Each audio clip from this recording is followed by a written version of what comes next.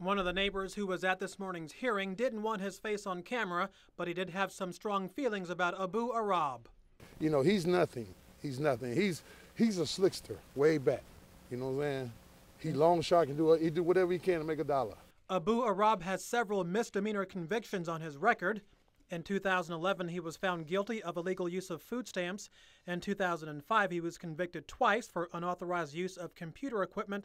And in 2003, he was convicted for soliciting sex. In recent years, Abou-Arab had left others to run his convenience store.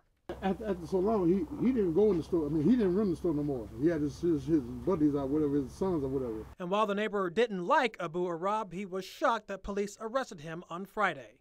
It surprised me that. That's it surprised me. And plus, I heard a couple people say that when they heard the garage door go down, then they seen smoke. So in addition to his criminal convictions, Abou-Arab has also filed for bankruptcy.